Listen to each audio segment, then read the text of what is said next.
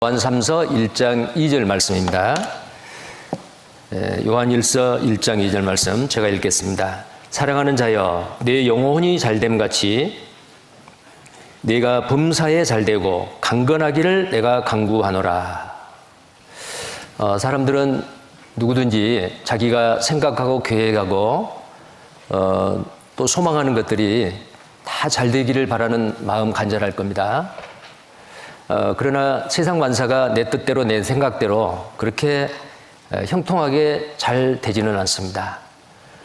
그러나 능치 못함이 없는 전능하신 하나님이 함께 하시고 도와주신다면 분명히 잘 됩니다. 근데 하나님은 사람이 무엇이 먼저 잘 되기를 원하냐면은 사람의 영혼입니다. 왜냐하면 영혼이 육체보다도 물론 이 몸도 중요하지요. 그러나 하나님이 우리를 존귀하게 부신 것은 우리 육체 속에 들어있는 하나님의 형상인 영혼입니다. 자, 그 영이 잘 돼야 되는데, 우리는 죄인으로 이 세상에 태어났습니다. 태중에서부터, 모태에서부터 하나님과 멀어졌고, 나면서부터 곁길로 나아가 온갖 거짓을 행하며 살아오고 있습니다. 자, 왜 그러냐면은 이 속에 있는 하나님의 형상인 영혼이 문제가 생긴 겁니다. 하나님과 정상적인 관계를 맺어야 되는데 끊어졌어요. 지금 이 강당이 굉장히 아주 밝지 않아요? 근데 메인 스위치가 저기 뒤에 있어요. 그걸 탁 내리면은 아주 캄캄합니다. 한전에서 계속 전기를 공급해 주지만 그 전기를 차단해 버리면은 이 강당에 있는 모든 전등이 죽어버립니다. 자, 우리의 영혼이 바로 그렇습니다. 죄를 범하기 전에 최초의 인간 아담 하와는 하나님과의 연결이 돼 있었어요. 정상적인 관계가 맺어졌습니다. 그런데 죄를 범하고 나서 그 영이 죽어버린 거예요. 자, 죽음이라는 것은 없어졌다, 무다라는 말이 아니고요. 끊어진 겁니다. 자, 우리는 오늘까지 이렇게 살고 있잖아요. 근데 누군가가 죽는다고 합시다. 영혼과 육체가 분리되는 거예요. 끊어지는 거예요. 그걸 죽음이라고 말합니다. 자, 그래서 우리는 육체적으로 살아는 있지만 이 영은 하나님을 향해서 끊어져 있는 상태. 이것이 바로 죄인입니다. 우리가 성경을 배우는 것은 이 영이, 죽은 영이 살아나야 돼요. 그것을 영생을 얻는다, 거듭난다, 죄사함 받는다, 천국 갈 자격을 얻는다, 하나님의 자녀가 된다, 이렇게 표현할 수가 있습니다. 자, 그러면 영이 잘 된다, 내 영혼이 잘 된 같이 그랬어요. 영혼이 잘 되려면 어떻게 해야 돼요? 먼저는 하나님과 단절되어 있는 이 우리의 영혼이 하나님과 연결이 돼야 됩니다. 자, 그때에 영원한 생명을 얻고 하나님의 자녀가 돼서 천국 백성으로 이 땅에 사는 동안 죽음도 두려워하지 아니하고 어떤 고난과 불행한 일을 닥쳐도 당황하지 않습니다. 자, 얼마나 행복하겠습니까? 자, 그 영혼이 잘 되면은 그 다음에 범사에 잘 되고 강건하기를 원한다 그랬죠. 먼저는 영혼이 잘 돼야 돼요. 근데 사람들은 거꾸로 생각합니다. 이번에 말씀 들으시고 정말 영생을 얻으셨으면 좋겠습니다. 바빠서요. 지금 이 세상에 내가 먹고 살기도 바쁜데 어떻게 종교를 생각을 하고 이 세상 사는 동안에 사는 문제도 내가 다 해결 못하는데 죽음 이후에 내가 어디 갈 거에 대해서 내가 무슨 관심을 갖겠습니까? 어느 정도 내가 살 만큼 되고 나면 그때 하나님을 찾겠습니다. 그렇게 생각한 사람이 있어요. 순서가 다릅니다. 정말 여러분의 영혼이 잘 되면은 하나님께서 도와주십니다. 범사에 잘 되고 강건하기를 원한다. 자, 그래서 이번 성경 강연에 초청받아 오신 여러분들 정말 올바른 선택을 하신 거예요.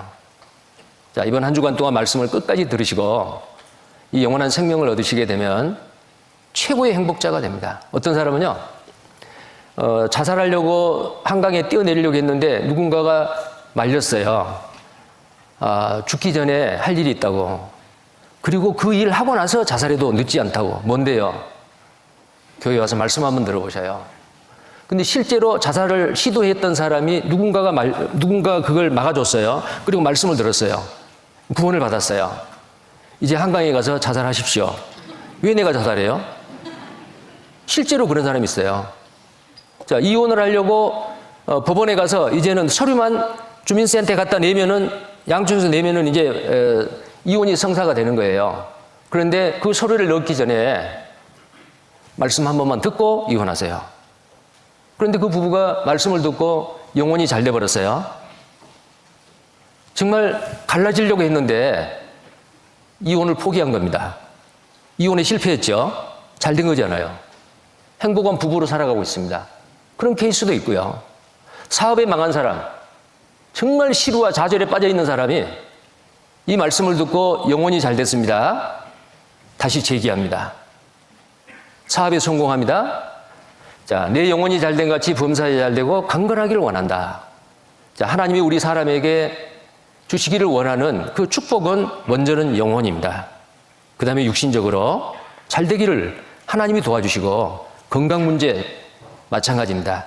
자, 그래서 이번 성경 강연에 하나님이 원하시는 여러분의 영혼이 모두 다 잘 되기를 바랍니다. 내 영혼이 잘 된 같이 범사에 잘 되고. 근데 사람들은요, 순서를 거꾸로 생각한다니까요. 자, 사람에게는 몸과 영혼이 있어요. 자, 이 몸을 위해서는 생명보험도 들고 의료보험, 실비보험도 들고요. 몸을 위해서는 보약도 드시고 여러 가지 몸에 좋다는 건강식품 비싼 돈으로 사서 먹기도 하고요. 여러 가지 노력을 합니다. 자, 그런데 자기 영혼을 위해서는요. 몸보다 더 중요한 이 영혼을 위해서는 무슨 노력을 하셨습니까? 얼마나 투자하셨습니까? 한 주간 동안 시간을 투자하십시오. 그 시간 아깝다는 거예요. 육신을 위해서는 많은 시간과 물질을 투자를 하는데 영혼을 위해서 딱 7일, 그것도 7일 24시간 계속이 아니고 하루에 2시간. 자, 그런데 여러분은 정말 아주 지혜로운 현명한 선택을 하셨다 그 말이에요. 자, 성경에는 우리의 영혼에 대해서 말씀을 하십니다. 이사야 57장 16절에 내가 영원히는 다투지 아니하며 내가 장구인은 노하지 아니할 것은 나의 지은, 자, 여기에 나는, 내가, 나 하나님이십니다. 창조주 하나님은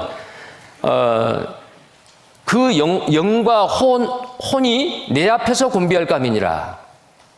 정말 하나님은 한 사람이 이 세상에 태어나서 어떨 때는 고난을 허락하기도 하고 아니면 다시 회복하기도 하고 아프게도 하시고 싸매기도 하시고, 자, 그런 가운데 하나님을 찾을 수 있는 기회를 일평생 동안 계속 주시는 거예요. 죽을 때까지.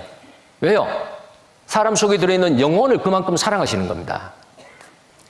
그런데 그 기회가 주어졌는데도 무관심하고 외면한다면 이제 하나님은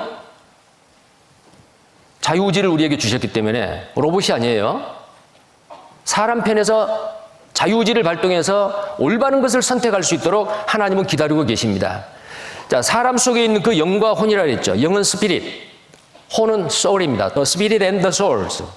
그 영과 혼이 내 앞에 곤비할 감이니라.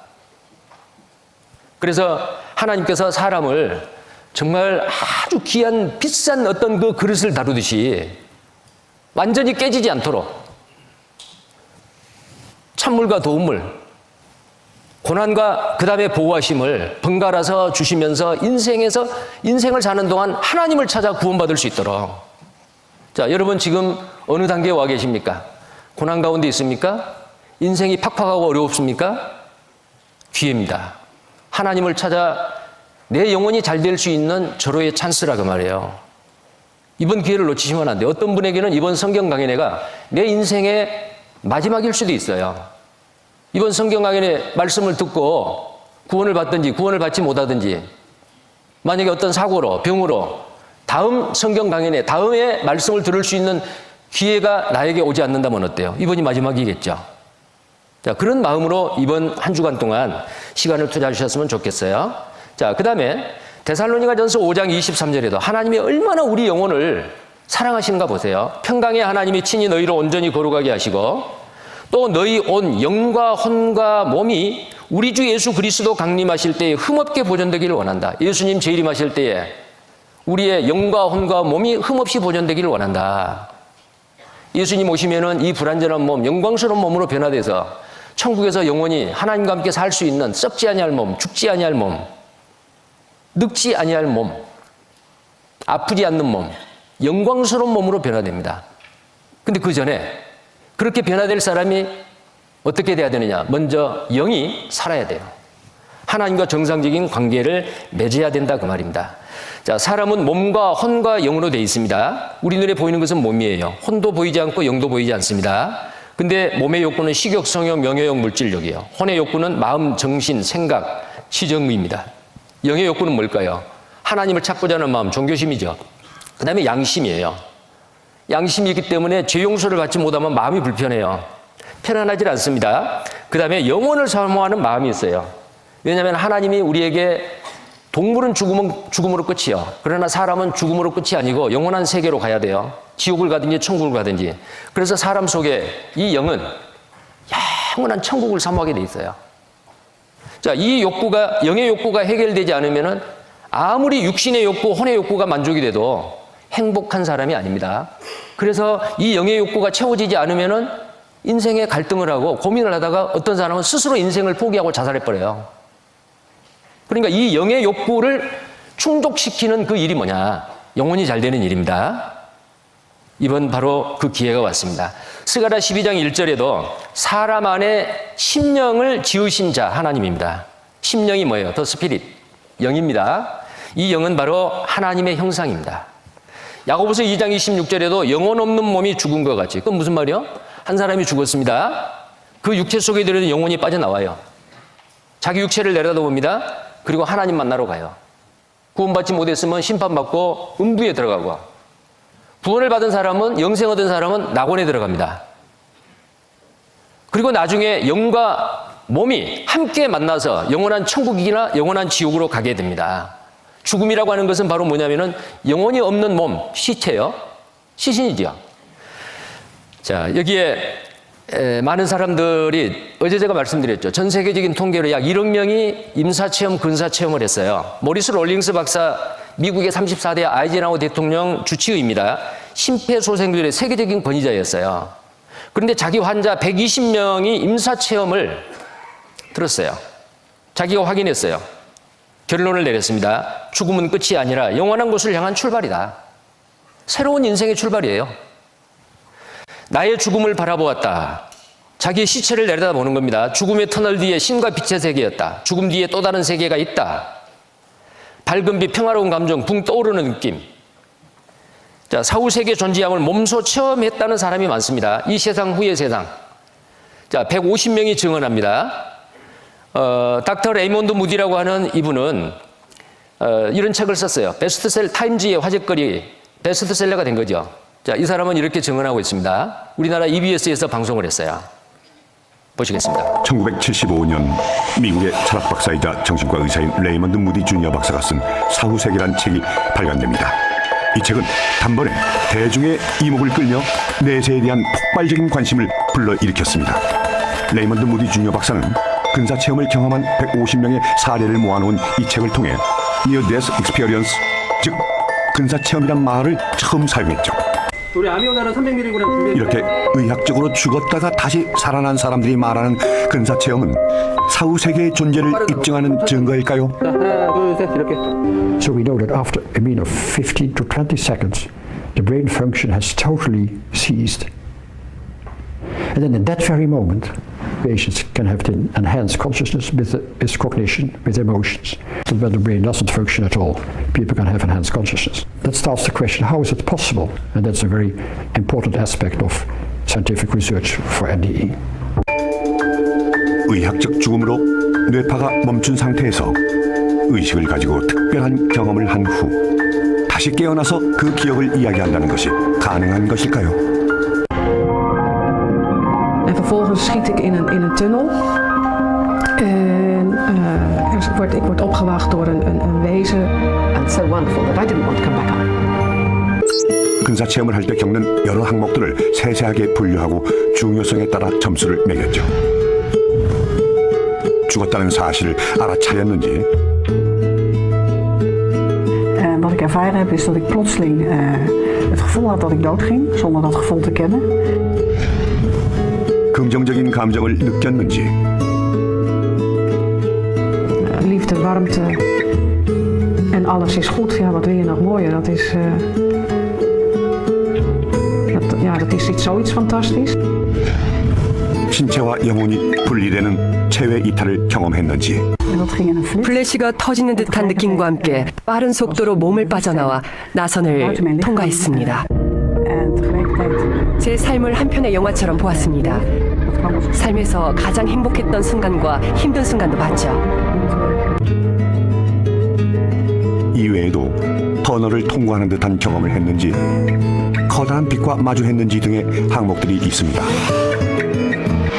만약 우리의 의식이 몸과 분리돼서 존재한다면 어쩌면 우리에게 죽음은 신체적 죽음만 있고 의식은 영원히 살아남는 것일 수도 있습니다. 즉 영원한 삶을 얻을 수도 있다는 것이죠. 죽음 이후의 끝이 아니고 영원한 세계가 우리를 기다리고 있습니다. 그래서 성경에서 이런 부분에 대해서 많이 말씀하고 계세요. 욥기 19장 26절에 나의 이 가죽 이것이 썩은 후에, 나의 이 가죽은 이 육체죠. 썩은 후에 내가 육체 밖에서 하나님을 보리라. 심장이 멎은 순간에 내 모든 세포는 썩기 시작합니다. 내 영혼이 육체 가운데서 빠져나오는 날이 있어요. 임사체험자들의 공통점 아까 말했죠. 몸으로부터 자기 영혼이 분리됩니다. 지나온 날들이 순식간에 드러나고요. 빛과 같은 거룩한 존재 앞에 서게 됩니다. 심판받기 위해서요. 지금도 전 세계 많은 사람들이 임사체험, 아까 근사체험이라고 했죠. 똑같은 말이에요. Near Death Experience, 근사체험, 임사체험. 자, 임사체험을 통해 영혼의 빠져나감을 경험하고 있습니다. 자, 이제 우리의 영혼이 잘 되기 위해서 어제도 말씀드렸죠. 어떻게 해야 되죠? 영생을 얻어야 돼요. 그 영생을 얻는 방법이 성경에 있습니다. 이 성경을 통해서 하나님을 아셔야 돼요. 예수 그리스도를 알아야 돼요. 인격적으로 관계가 맺어져야 돼요. 자, 하나님은 바로 창조자이십니다. 가장 소중한 것, 가장 존귀한 우리 사람의 육체와 영혼을 만들었잖아요. 그리고 사람에게 필요한 모든 것, 공기도 필요하고 물도 필요하고요. 우리 육체가 이 땅에 살아가는데 필요한 것들이 있잖아요. 그 모든 것을, 이 우주 만물을 하나님이 사람을 위해서 만드신 겁니다. 자, 창조하셨어요. 그래서 하나님은 어떤 분이냐면 창조주입니다. 조물주죠. 그리고 하나님은 역사를 주관하신 분이에요. 그리고 심판하시는 분이고, 그리고 사람의 영혼을 구원해서 영원히 천국에서 함께 살게 하기 위해서 모든 것을 다 해놓으신, 우리를 구원하시는 일은 사람이 할 수 없어요. 하나님이 해주셔야 돼요. 그분은 바로 구원자이십니다. 하나님이 우리를 어떻게 구원했는지 이번 성경 강해를 통해서 확실하게 알고, 하나님이 우리에게 주시기를 원하신 그 은혜, 값없이 거저 공짜로 주신 그 영원한 생명을 우리는 믿음으로 다 받으셔야 돼요. 자, 그러면은 그 하나님을 알아가는데 이제 세 번째, 창조에 대한 사실이에요. 하나님은 어떤 분이시냐면 이런 분이십니다. 성경 창세기 1장 1절이에요. 여기에 태초에 하나님이 천지를 창조하시니라. 태초에, in the beginning. 아무것도 존재하기 이전에 하나님은 영원 전부터 계신 분인데, 우리를 위해서 우주 만물, 물질 세계, 보이는 세계, 보이지 않는 세계, 그 모든 것을 하나님이 창조하셨다. 자, 영어로는 create입니다. 히브리 말로는 바라예요. 바라. 이것은 바로 뭐냐면은 무슨 재료를 가지고 만들었다는 메이크가 아니에요. 이 create는 무에서 유가 있게 하는 거예요. 아무것도 없는 것 가운데서 존재케 하는 거예요. 이게 창조거든요. 그러니까 창조라고 하는 것은 하나님의 영역입니다. 사람이 뭘 만들었다. 하나님이 이미 만들어 놓으신 물질을 가지고 조립을 하는 거예요. 이미 하나님이 만들어 놓은 피조물을 흉내내는 거예요. 비행기도 그렇고요. 우리가 사용하고 있는 문명의 이기 발명품들이 있잖아요. 이미 하나님께서 만들어 놓은 작품을 모방하고 흉내낸 것 뿐이에요. 진정한 창조는 사람에게 있을 수 없습니다. 하나님은 창조자이세요. 자, 그래서 하나님이 태초에 하나님이 천지를 창조하시는, 천지가 뭐예요? 천은 하늘이죠. 자, 여기 영어성에 보면 더 헤븐스입니다. 하늘들이라고 돼 있어요. 우리가 보고 있는 대기권, 첫째 하늘. 그 다음에 대기권 밖에 캄캄한 흑암의 그 우주, 둘째 하늘. 영원한 천국 하나님이 거하시는 셋째 하늘. 사도 바울은 셋째 하늘까지 갔다 왔어요. 셋째 하늘을 실제로 보았던 사람이에요. 성경에 기록이 돼 있죠. 자, 그러니까 그래서 하늘이 헤븐스입니다. 하늘들이죠. 근데 땅은 뭐예요? The earth, 오직 한 개요. 달도 the moon 한 개, 태양도 the sun 한 개. 근데 하늘은 복수예요. 자, 하나님이 하늘들과 땅을 창조하셨다. 천지를 창조하셨다. 저절로 된 게 아니란 말이에요. 그러면 이 말씀을 우리는 어떻게 해요? 덮어놓고 믿을까요? 하나님은 믿을 만한 확실한 증거를 우리에게 주시는 거예요. 근데 사람들은요, 하나님은 없다. 모든 것은 하나님이 창조하신 것이 아니고 저절로 됐다, 진화됐다 라는 그 색안경을 쓰고 보면은 하나님을 알 수가 없어요. 자, 여기에 고정관념, 편견 없이 성경 강해의 말씀을 들어보실까요? 빨간 안경을 쓰면 온 세상이 빨갛게 보이죠. 파란 안경을 쓰면 온 세상이 파랗게 보여요. 하나님이 없다라는 생각을 딱 그 고정관념을 가지고 어떤 팩트가 이렇게 드러나도 나는 내 생각을 바꿀 수 없어. 자, 그런 사람은 지혜로운 사람이 아니에요. 신사가 아니에요. 자, 이번에 성경관에 참석하신 여러분들은 비록 내가 똑똑하다, 많이 배웠다라고 하는 사람이라 할지라도 팩트, 진리가 나타났을 때에 겸손하게, 신사답게 내 잘못된 생각과 고정관념을 버리시고 진리를 받아들일 수 있는 신사다운 마음을 가지시고 열린 마음으로, 좁은 마음이 아니고 넓은 마음으로 이 성경 강연에 참석하시면 좋겠어요. 자, 사람들은 닭이 먼저냐 알이 먼저냐, 뭐가 먼저예요? 어떤 사람은 아니 닭이 있으려면 알이 있어야 되니까 알에서 병아리가 까니까 알이 먼저지. 아니야, 닭이 먼저지. 이렇게 생각을 합니다. 자, 어떤 그 주제를, 아젠다를 놓고요. 그것이 정말 팩트인지 아닌지 모르고 자기가 지금까지 가지고 있는 편견과 아집과 고정관념을 그대로 고집한 사람이 있어요. 근데 사실이 나타나면 혹시 오늘 손들어 말을 안 하겠습니다. 닭이 먼저다. 아니야, 알이 먼저다. 아마 비율은 모르겠는데 그 생각들이 아마 양분이 돼 있을 것 같아요. 만약에 사실로 나타나면은 내가 잘못된 생각을 가지고 있다면 버려야겠죠? 한번 연습 한번 해봅시다. 자, 사실이 뭘까? 닭이 먼저일까? 알이 먼저일까? 자, 여기에 이미 논문에 발표가 됐어요. 미국 세필드대 이제 보시면은 워윅대 연구팀이 최근 닭이 먼저라는 사실을 과학적 증명을 통해 밝혀냈다고 영국 타블로이드지 더 선이 13일 보도했습니다. 이 연구팀은 슈퍼컴퓨터를 통해 계란의 구조를 분석했습니다. 그리고 계란 형성 과정에 오버클레디딘이라는 단백질 성분이 필수적인 역할을 한다는 것을 찾아냈습니다. 이 단백질은 달걀 난소에서 발견된 성분과 동일했습니다. 즉, 달걀 난소에서 발견된 단백질 성분이 있어야만 계란이 만들어질 수 있다는 사실을 밝혀낸 것입니다. 그럼 닭이 먼저요, 알이 먼저요? 닭이 먼저가라는 게 팩트입니다. 과학적으로 입증이 됐어요. 자, 알이 먼저다라고 지금까지 생각하신 분 그 생각 버리실래요, 안 버리실래요? 버리셔야겠죠? 그게 신사예요. 아무리 내가 주장을 해도 내 고정관념과 편견을 지금까지 가지고 있었는데 어떤 팩트가 나타났을 때 내가 가지고 있는 거짓된 생각은 버려야 되고 팩트를 받아들여야 되지 않겠어요? 자, 그런 마음으로 이번 성경 강연에 말씀을 계속 들으셔야겠습니다. 목소리 샌다고 이긴 게 아니에요. 세다고. 하나님이 있다, 하나님이 없다. 분명히 사실이 있을 거 아니에요? 근데 많은 사람이 하나님 눈에 안 보이니까 없어. 또 이 사람들은 하나님이 반드시 있어. 줄다리기를 합니다. 힘센 쪽으로 끌려갈까요? 자, 하나님이 있다라는 방향, 하나님이 없다라는 방향, 하나님이 있다라는 방향. 어느 방향으로 가느냐가 중요해요. 하나님이 없다라는 생각을 가지고 내 인생을 그 방향으로 걸어갔어요. 하나님이 계신다라는 그 생각을 가지고 그 방향으로 내 인생을, 한 번뿐인 인생을 살았습니다. 누가 잘 살거냐? 가봐야 한다? 가보기 전에도 알아요. 죽어봐야 한다? 죽기 전에 알아요. 이거 아주 중요합니다. 내가 어떤 방향성을 가지고 가느냐가 중요해요. 아무리 빨리 가고 성공했다 할지라도 내 방향이 잘못됐으면 나중에는 돌아오기가 힘들어요. 내가 죽고 나서 다시 돌아올 수 있어요? 내가 잘못된 생각을 가지고 있다면 살아있을 때 바꿔야 되지 않겠어요? 내 방향이 잘못됐다면. 자, 그래서 이런 책도 있어요. 인생은 속도가 아니라 방향이다. 그렇죠? 아무리 빨리 가도 잘못된 방향으로 갔다. 나중에 되돌아오면 더 힘들다니까요. 인생은 속도가 아니라 방향이다. 올바른 방향을 알고 가야 된다 그 말이에요. 자, 이번 성경 강연에 하나님이 계신다, 안 계신다, 천국 있다, 없다. 여러분 분명하게 아셔야 돼요. 그러려면 어때요? 이 성경이 진짜 사실이냐 거짓이냐 그 말이에요. 자, 창조냐 진화라는 것도 마찬가지요. 창조가 사실이냐 진화가 사실이냐. 창조가 사실입니다. 진화론이 사실이라는 증거가 하나도 없어요. 확률적일 가능성은 있는데 확률적으로도 불가능해요. 자, 이사야 45장 18절에 분명하게 이렇게 말씀하고 계십니다. 여호와는 하늘을 창조하신 하나님이시며 땅도 조성하시고 경곡케 하시되 헛되이 창조치 아니하시고 사람으로 거하게 지으신 자시니라. 그 말씀에 나는 여호와라 나 외에 다른 이가 없느니라.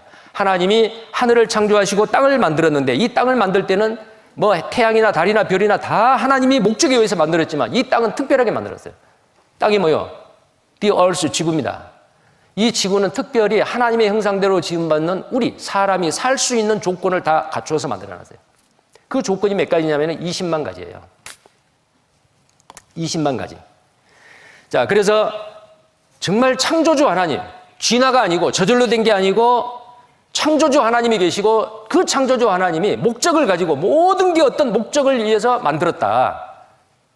최고의 걸작품 우리 사람을 왜 만들었느냐? 어디서 왔느냐? 왜 사느냐? 어디로 가느냐? 분명한 목적이 있어요. 자, 하나님이 말씀하십니다. 땅끝의 모든 백성아. 자, 이사야 45장 22절 함께 읽겠습니다. 땅끝의 모든 백성아, 나를 앙망하라. 그리하면 구원을 얻으리라. 나는 하나님이라 다른 이가 없음이니라. 땅끝이 어디요? 지구는 둥글기 때문에 자전을 계속합니다. 밤과 낮이 계속이 되죠. 해가 지는 쪽, 해가 뜨는 쪽이 땅끝이에요. 그런데 이 지구는 둥글기 때문에 해가 뜨고 지는 쪽이 전 지구예요.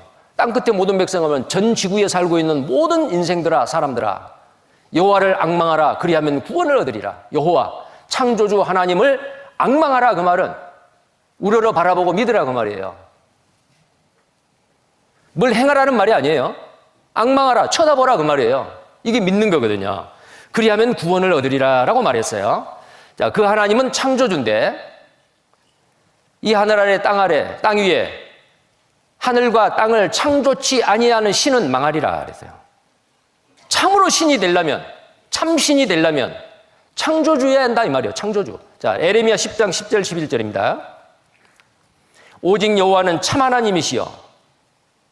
참입니다. 참. 가짜 하나님이 있기 때문에 그래요. 하나님도 아닌데 인간이 만들어 놓은 거짓된 신이 있어요. 우상이죠, 그게.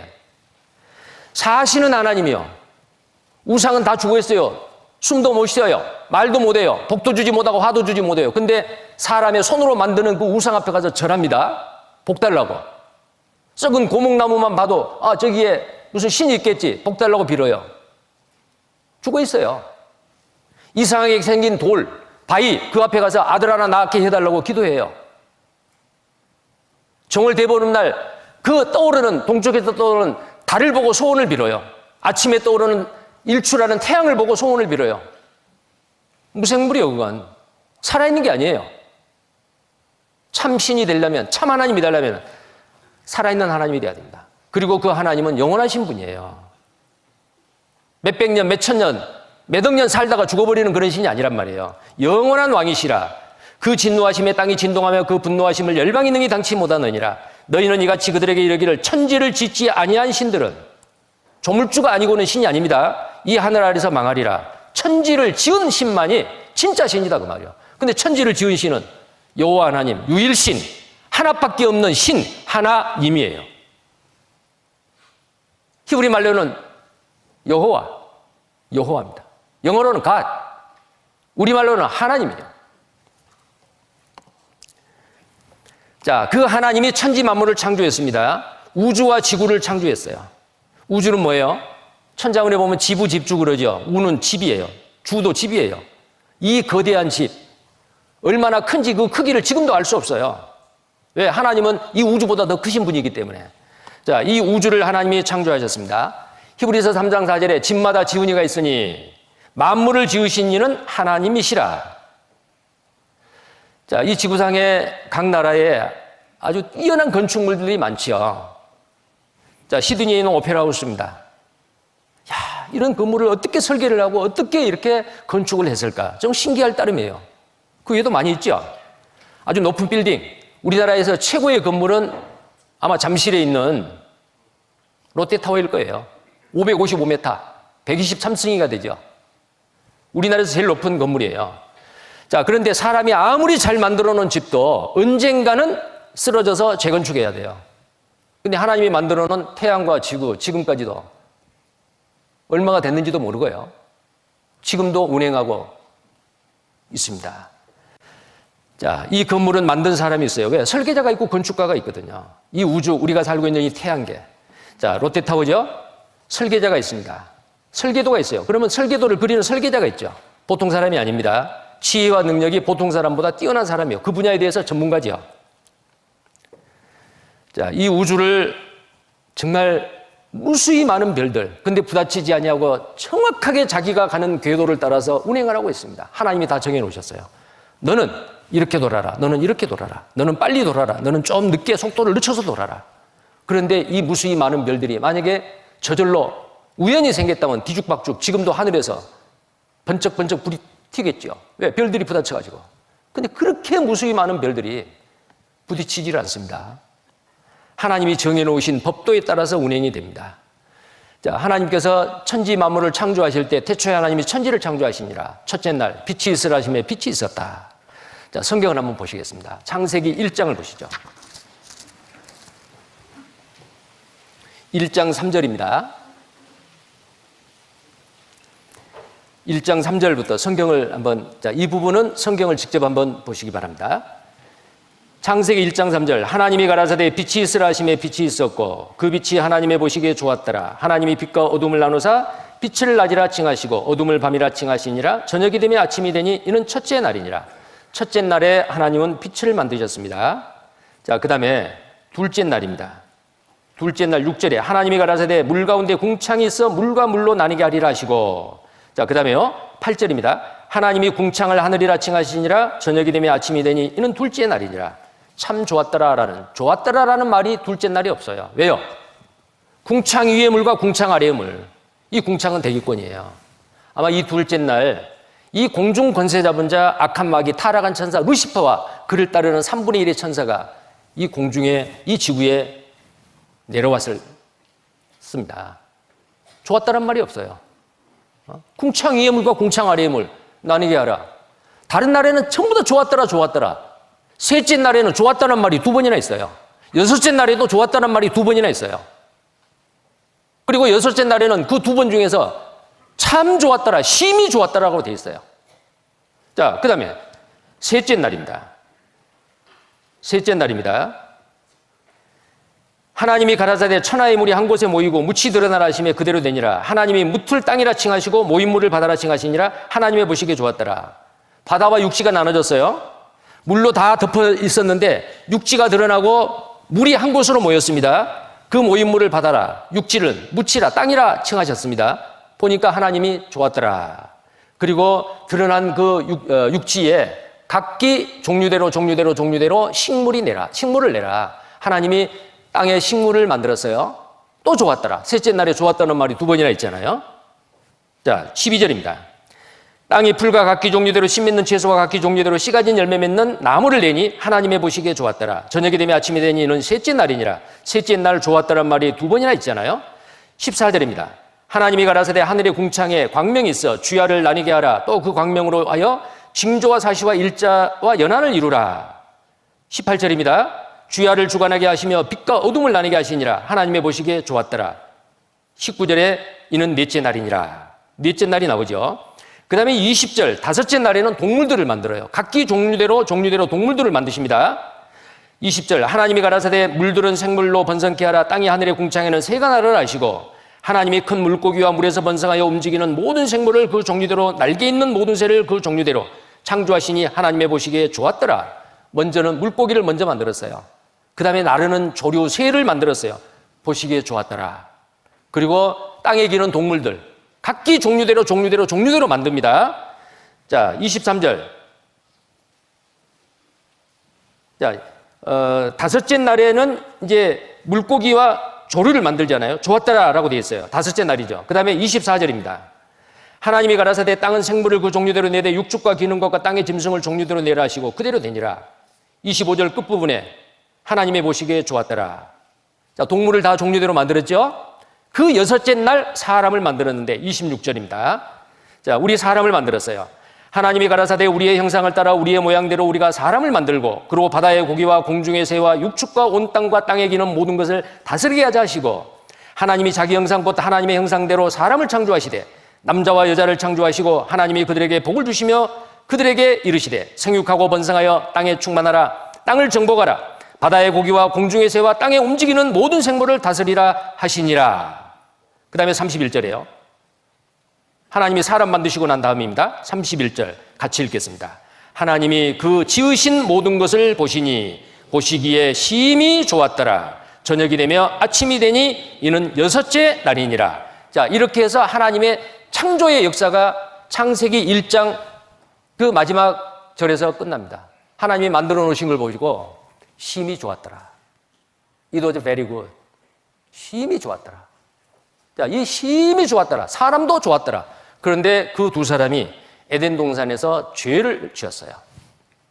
좋지 않았죠? 그러면 하나님이 죄 짓는 인간을 그대로 다 지옥 보내는 걸로 끝나느냐? 그렇지 않습니다.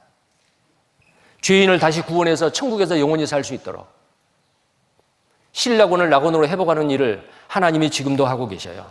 자, 그래서 천지창조 이 그림을 보시면 방금 우리가 성경을 통해 봤죠. 창세기 1장에 나와요. 첫째 날, 둘째 날, 셋째 날. 이 둘째 날은 좋았다는 말이 없어요. 셋째 날, 좋았다는 말이 두 번이나 있죠. 식물을 만들었습니다. 육지가 드러나고 모인물이 바다가 됐어요. 넷째 날, 좋았더라. 다섯째 날, 먼저 물고기를 만들고 그 다음에 새를 만들었어요. 새들을 만들었죠. 좋았더라. 여섯째 날, 각종 짐승들, 동물들을 만들었습니다. 그리고 하나님의 형상대로 사람을 만들었습니다. 좋았더라. 심히 좋았더라. 두 번이나 좋았더라는 말이 있죠. 하나님의 창조의 사실이 기록이 되어 있습니다. 이게 정말 팩트일까 그 말이에요. 하나님은 우리에게 그 하나님이 창조주라고 하시는 증거를 우리에게 많이 남겨놨어요. 창세기는 지금부터 3,500년 전, BC 1,500년 전이죠. BC 1,500년. 그런데 창세기와 욥기가 BC 1,500년에 기록이 됐는데 지금부터 3,500년 전에 기록된 창조에 대한 내용이 가장 많이 있는 것이 창세기, 욥기, 시편이에요. 근데 놀랍게도 과학이 발달하면 발달할수록 이것이 사실이라는 게 밝혀진 거예요. 자, 그 중에서 자, 여기 있는 게 여기 연대가 있죠. 지금 2022년이잖아요. 과학의 발달로 이게 사실이라는 게 알려진 겁니다. 자, 몇 가지를 한번 보겠어요. 여기에 보면은 캄캄한 흑암입니다. 첫째 하늘, 둘째 하늘이 우주인데 그 우주가 캄캄한 흑암이란 말이에요. 이사야 50장 3절에 내가 하나님이 흑암으로 하늘을 입히며 굵은 배로 덮느니라. 우리가 보는 파란 하늘 위에 뭘로 덮어놨느냐? 캄캄한 흑암의 둘째 하늘로 덮어놨어요. 한번 보십시오. 공기가 있는 대기권은 빛의 산란 현상으로 파랗게 보입니다. 근데 이 파란 하늘, 공기가 없는 대기권 밖의 하늘은 우주선을 타고 올라가 보니까 캄캄한 흑암이요. 이상하네? 위로 올라가면 올라갈수록 태양이 가깝기 때문에 더 환하고 밝을 줄 알았는데 공기가 없는 대기권 밖의 세계는 캄캄한 암흑의 세계다 그 말이에요. 달에 가봤어요. 공기가 없어요. 달은 달 표면부터가 캄캄한 흑암이요. 지구가 보여요? 자, 미국의 우주왕복선 콜롬비아호가 우주 여행을 마치고 되돌아오면서 대기권 밖에서 찍은 새벽녘 지구의 모습. 지표 위의 하늘이 파란 것은 대기, 즉 공기가 있음을 나타내주는 좋은 증거이다. 그리고 공기가 없는 대기권 밖의 세계는 달에서 올려다보는 하늘처럼 암흑의 세계이다. 하늘이 캄캄한 흑암으로 덮어놨다라는 하나님의 말씀이 사실이다라는 거예요. 자, 그리고요. 여기 보시면요. 우리가 살고 있는 지구, 사람이 거할 수 있는 이 지구는요, 사람이 거할 수 있도록 헛되이 창조치 아니고 견고하게 하셨다. 옛날 사람들은 이 지구가 어떻게 생겼느냐, 둥근 밥상과 같이 생겨서 바다 멀리 나가면은 이렇게 둥근 원반의 그 밥상 끝에서 물이 떨어지듯이 이래서 배를 타고 멀리 나가지를 못했어요. 옛날 사람들은 그랬다고요. 이집트 사람들은 하늘의 모빌과 같이 별들이 주렁주렁 줄에 매달려 있을 거라고 생각을 했어요. 인도 사람들은 거대한 뱀, 위에는 거북이, 위에는 코끼리. 자, 코끼리가 지구를 둘러바치고 있다라고 생각을 했어요. 이게 인도 사람들의 우주관입니다. 근데 성경에는 3,500년 전에 하나님은 북편 하늘을 허공에 펴셨다. 그리고 땅을 공간에 달아놨다. 이 지구가 공간에 달아놨다고 말이에요. 자, 먼저 이 부분을 보시죠. 그는 북편 하늘을 허공에 폈다. 지구의 북쪽 하늘은 지구는 23.5도만큼 기울어져서 돌고 있는데 항상 그 축을 방향을 잃지 않습니다. 지구가 태양의 주변을 1년 동안 공전을 하는데도 돌아가는 자전하는 그 축은 반드시 23.5도만큼 기울어져 있는데 그 돌아가는 그 축이 어디냐면은 북극성이에요. 북두칠성이 있는 그 북극성 말이에요. 지구의 북쪽이죠. 근데 북편 하늘을 허공에 펴놨다. 그럼 북편 하늘에 허공이 있어야 할 거 아니에요. 천문학자들이 하늘을 쳐다보니까 비어있는 곳이 없어요. 별들이 꽉 차 있지. 동서남북의 어느 하늘을 봐도 별이 없는 곳은 없어요. 이상하다. 왜 하나님은 이렇게 기록해 놨을까? 북편 하늘에 별이 없는 텅 비어 있는 공간 펴놨다고 했는데, 자, 이것이 1981년 10월 2일자 뉴욕 타임즈지입니다. Vast Space Hole, 거대한 우주의 공간이 있다. 허블 우주 망원경으로 발견한 거예요. 북두 칠성 뒤에 지름 3억 광년, 별도 별로 없이 텅 빈 상태, 우주에 불가사의한 공간이 있다. 미국의 3대 천문대 관측 결과 미국의 그 세계 가장 큰 국립 천문대가 있는데 동시에 발견한 거예요. 한 군데서 발견했으면은 그래도 뭐 실수가 있을 수도 있다 이렇게 하는데 세계 천문대에서 똑같이 발견한 거예요. 근데 그 공간이 얼마나 크냐면은 이쪽 끝에서 이쪽 끝까지 3억 광년입니다. 3억 광년이면은 빛의 속도로 3억 년 가는 그 거리에 별이 없어요. 근데 어디에 별이 없느냐? 북두 칠성 뒤입니다. 북두 칠성은 지구의 북쪽이죠. 북편 하늘에 3억 광년에 텅 비어 있는 허공이 있다고 말이에요. 성경에 3,500년이 기록되어 있는데 이것이 과학적으로 우리가 알고 입증된 것이 지금 한 40여 년 전이잖아요. 이게 얼마나 놀라운 일이에요. 만드신 하나님이기 때문에 성경에 이때 당시 성경을 기록한 이 성경 기자도 아무리 쳐다봐도 북편 하늘에 허공이 있대. 쳐다보니까 별이 꽉 차 있는데 그래도 기록했어요. 만드신 분이니까 이렇게 정확하게 별도 없이 텅 빈 상태. 자, 태양에서 지구까지 빛이 오는데 걸리는 시간이 얼마인지 아세요? 빛의 속도로 빛이 딱 왔어요. 8분 20초 걸립니다. 근데 태양에서 지구까지가 1억 5천만 킬로미터. 얼마나 멀어요. 어마어마하게 멀잖아요. 그런데 3억 년 동안 가야만이 도달할 수 있는 그 거리니까 전 우주의 약 1%에 해당된대요. 그 넓은 공간에 별이 없다고 말이야. 그것도 북두 칠성 뒤에. 북편 하늘에 허공이 있다. 사실이죠? 그는 북편 하늘을 허공에 펴시며 3억 광년입니다. 자, 2015년 4월 20일 보도는 또 하나의 흥미진진한 뉴스가 있습니다. 우주 공간에 어마어마하게 큰 구멍 슈퍼보이드 발견 소식입니다. 은하단이 없는 지역에 슈퍼보이드, 별이 없어요. 하나님이 일부러 이런 공간을 만들어 놓으시고 성경에 기록한 거예요. 그 다음에 우리가 살고 있는 이 지구는 허공에 떠 있습니다. 그는 북편 하늘을 허공에 펴시며 땅을 공간에 달았다. 이 땅이 뭐예요? The Earth지요. 땅을 공간에 달았다. 뭘로 매달아놨죠? 밧줄을 묶어서요? 아니요. 만유인력의 법칙에 의해서 태양에서 지구까지 1억 5천만 킬로미터 떨어져 있는 만큼 놓았어요. 하나님이 말씀하십니다. 욥기 38장 4절 5절에 내가 땅에 기초를 놓을 때에 내가 어디 있었느냐? 내가 깨달아 알았거든 말할지니라. 누가 그 도량을 정하였었는지 누가 그 준승을 그 위에 띄웠는지 내가 아느냐? 준승은 뭐예요? 준승은 거리예요. 도량은 뭐예요? 질량이에요. 지구의 무게를 누가 정했느냐? 지구의 크기를 누가 정했느냐 그 말이에요. 그 준승을, 그 거리를 누가 정했느냐? 하나님이 정했다 그 말이에요. 지구가 태양에서의 거리 지금보다 가까워도 안 되고 멀어도 안 되죠. 자, 보십시오. 수성, 금성, 지구 세 번째 행성입니다. 태양에서. 좀 멀면 어때요? 추워서 못 살아요. 좀 가까우면요? 더워서 못 살아요. 금성은 너무너무 뜨거워요. 섭씨 400도가 넘어요. 다 타져 죽죠? 금성에서 가면. 화성은요? 너무너무 추워서 못 살아요. 지구의 이 궤도, 기적에 가까운 궤도입니다. 태양에서 지구까지 1억 5천만 킬로미터, 여기 그린 녹색으로 되어 있죠? 이 벨트 안에서 벗어나질 않습니다. 이 안에서 돌아요. 벗어나면 큰일 나요. 태양이 붙잡고 있어요. 그리고 지구가 돌기 때문에 원심력에 의해서 밖으로 튕겨나가지요. 근데 튕겨나가는 힘보다도 태양에서 끌어당기는 인력이 더 커요. 근데 그것도 너무 커버리면 안으로 들어가 버리죠. 적당한 거리에서 돌고 있습니다. 이게 저절로 됐을까요? 우리는 매 순간 기적 가운데 살고 있습니다. 가까우면은 뜨거워서 못 살고 멀면은 추워서 못 살아요. 보십시오. 가만히 있는 게 아니에요. 계속 운행을 해요.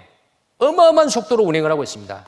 그리고 지구를 목성이나 토성같이 좀 크게 만들어 놓으면은 뭐 부동산 가격도 좀 조정하고 좋을 건데요. 근데 왜 지구는 이 정도로 만들고 목성과 토성은 이렇게 크게 만들었냐? 목성과 토성이 없으면 지구에는 계속해서 그 유성이 떨어집니다.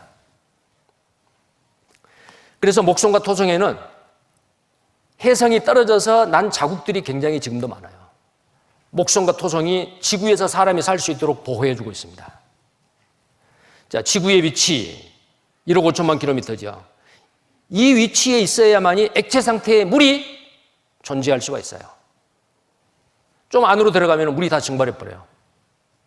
좀 밖으로 날아가면 물이 지구에서 다 탈출해버려요. 딱 지금 이 정도의 거리가 돼야 됩니다. 자, 지구의 질량, 지축이 23.5도, 24도도 아니고 25도도 아니고 23.5도, 23.5도가 아니면 안 됩니다. 이게 저절로 됐어요? 하나님이 누가 그 도량을 정했고 누가 그 준승을 띄웠느냐. 자, 그는 땅이 궁창에 앉으시니 지구가 둥글다라는 표현입니다. Circle of the earth. Circle은 뭐예요? 원이라는 뜻이죠. 원. 지구는 둥글어요. 원입니다. 자, 이게 욥기 38장 14절에 땅이 변화하여 진흙에 인친 것 같고 만물이 옥같이 나타나되 땅이 변하여 진흙에 인친다. 이는 뭐예요? 도장이죠. 지구는 시속 1650km로 자전을 합니다. 23시간 56분 4초 만에 밤과 낮이 바뀌어요. 땅이 변하여 진흙에 인친 것 같다. 이 땅은, 이 지구가 진흙에 인친 것 같다. 그 말은 지구가 돌고 있다는 뜻이에요. 자, 그건 무슨 말이냐면 옛날에 도장을 찍을 때예요. 이렇게 도장을 찍었어요. 무슨 계약을 할 때 이걸 딱 찍어서 양쪽에 다 나눠가는 거예요. 한번 보십시다.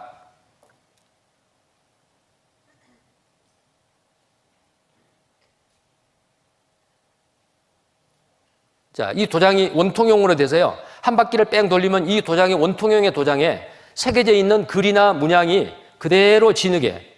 자, 이것을 불에다 구우면은 변하지 않겠죠. 이걸 나눠 가지는 거예요. 옛날 도장이 바로 이랬어요. 그러니까 진흙에 인친과 진흙에 도장을 찍은 것 같이 이렇게 굴렸잖아요. 돌지요? 우리가 살고 있는 이 지구가 그렇게 돌고 있다 그 말이에요. 둥글다라는 말도 있고 돌고 있단 말도 있고. 자, 지구는 계속 태양의 주위를 공전을 합니다. 사계절이 생깁니다. 365일 5시간 48분 정도 한 바퀴를 돌아요. 정확합니다. 시계는 아무리 잘 만들어도 1년이면 조금씩 느리든지 빠르든지 해요. 근데 지금까지 이 태양의 주위를 돌고 있는 이 지구의 속도, 시간, 변함이 없습니다. 시계는 사람이 설계했죠. 그런데 이 태양계, 이 우주는 하나님이 설계했습니다. 사람의 지혜보다 하나님의 지혜가 훨씬 뛰어납니다. 욥기서에 보면 하나님의 지능, IQ는 무한하다 그랬어요. 20만 가지의 조건으로 정교하게 조정해서 만들어 놓은 게 우리 지구다 그 말이에요. 자, 여기 영상을 하나 보시겠습니다.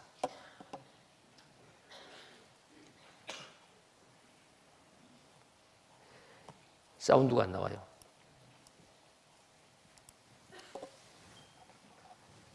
소리 들려요? 소리 들립니까?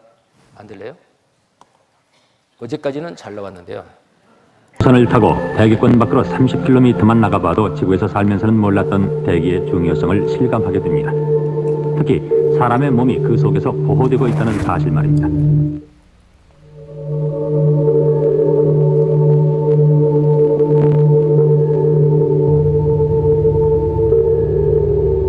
태양계의 9개의 행성 가운데 생명을 키울 만큼 충분한 산소를 가진 대기는 지구밖에 없습니다. 아주 원시적인 박테리아로부터 사람에 이르기까지 지구상의 어떠한 생명체도 산소 없이는 살 수가 없습니다. 어떻게 지구에만 산소를 넉넉하게 가진 대기가 형성됐는지 궁금합니다. 우리 태양계에는 9개의 행성이 태양 주위를 돌고 있다. 태양에서 지구까지의 거리를 100이라고 잡는다면 오직 95에서 100일 사이인 녹색 지역만이 거주 가능한 지역이라고 생각됩니다. 생명의 가장 중요한 물이 액체 상태로 존재할 수 있기 때문이다. 단지 지구만이 기적적으로 이 거주 지역 안을 회전하고 있다. 최근에 이루어진 태양계 행성 탐사의 결과 젊은 별들 간의 비교가 가능해졌습니다. 결국 지구는 태양계에서 독특한 별이라는 게 확인됐죠. 우리가 마음속으로 그려도 보고 과학적으로 추측도 해보았지만 여러 가지 증거를 종합해 볼 때 우주 전체에서 유독 지구에만 생명체가 산다는 결론을 얻고 맙니다. 외계에서 지구를 본 사람의 표현을 빌자면 지구는 영락없이 사막의 오아시스입니다. 암흑의 바다에 떠있는 푸른빛 광채의 공 같은 셈이죠.